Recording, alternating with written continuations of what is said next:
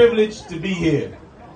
In a land where Spanish and French are viewed as wonderful alternative languages to learn, but Ebonics should never be part of the vocabulary because they say it breaks the articulation of the English we were forced to learn, even though we understand its breakdown completely. It's a privilege to be here.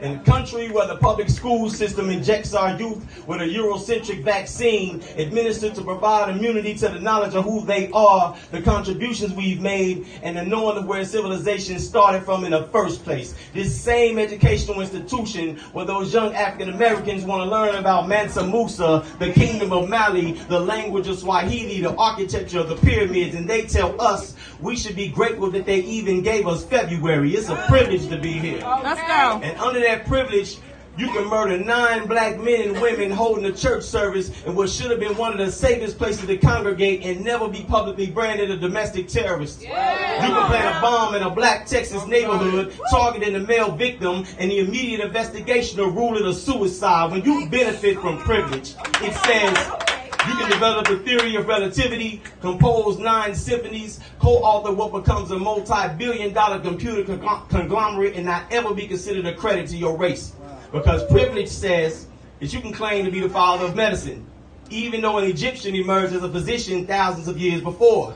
Because privilege says that if a black teenager in a gray hoodie looks suspicious, he deserves to get his brains scattered over Skittles.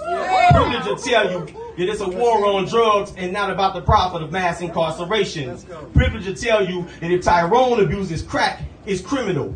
If Nancy abuses opiates, it's an epidemic. Privilege will tell you that it wasn't your dreadlocks that locked you out of their job opportunity. That standing is a much better protest than kneeling. Matter of fact, privilege to tell you what to say, when to say it, how to say it, and what you bet not say if you want to have a say in your livelihood. And this privilege, gentrification is ravishing for the cities, even though blacks were the roses beautifully uprooted.